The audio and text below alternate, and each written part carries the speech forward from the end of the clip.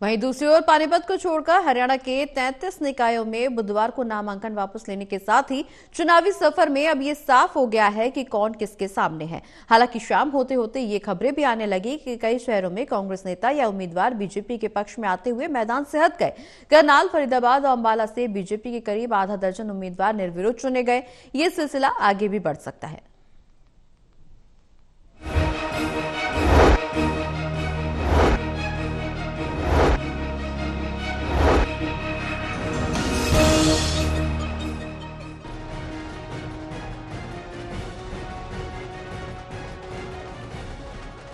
प्रदेश के 32 निकायों में नामांकन वापस उठाने के आखिरी दिन के बाद अब चुनावी मैदान सज गया है। ये सामने आ गया है कि कौन किसके सामने है।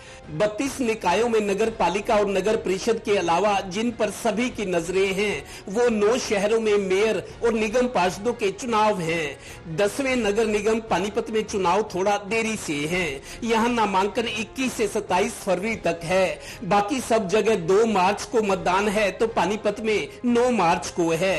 हालांकि चुनावी नतीजे सभी जगह 12 मार्च को आएंगे। इसी बीच मंगलवार को करनाल में 5 पुराने कांग्रेसियों के पार्टी छोड़कर बीजेपी ज्वाइन करने के बाद बुधवार को फरीदाबाद में कांग्रेस प्रत्याशी राहुल चौधरी ने नामांकन वापस ले लिया और मंत्री विपुल गोयल की मौजूदगी में बीजेपी में शामिल हो गए। इसी तरह हिसार से बागी कांग्रेस प्रत्याशी रामनिवास राणा भी चंडीगढ़ जाकर सीएम के हाथों बीजेपी का पटका पहन आए। इसी तरह करनाल में बीजेपी के 2 उम्मीदवारों के सामने खड़े निर्दलीय प्रत्याशियों ने पर्चा वापस उठा लिया। इससे बीजेपी के 2 प्रत्याशी निर्विरोध चुनाव जीत गए।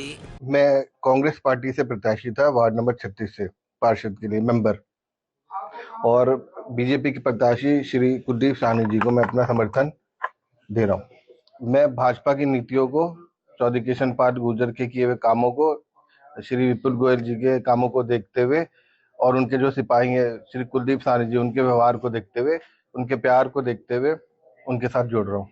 इसी तरह अंबाला छावनी नगर परिषद के वार्ड 24 से बीजेपी प्रत्याशी महेश नागर भी निर्विरोध चुनाव जीत गए। अनिल विज खुश हुए।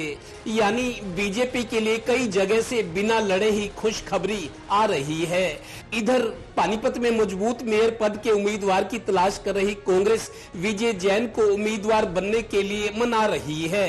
विजय जैन दुविधा में है, ना वो हाँ कह रहे हैं और ना कर रहे हैं। अपने मुंह से कुछ बोल भी नहीं रहे। कल बृहस्पतिवार को पानीपत के कांग्रेस भवन में शाम 4 बजे जिला प्रभारी और कोऑर्डिनेटर्स की मीटिंग है। संभव है कांग्रेस कुछ पार्षद उम्मीदवारों का ऐलान कर दे।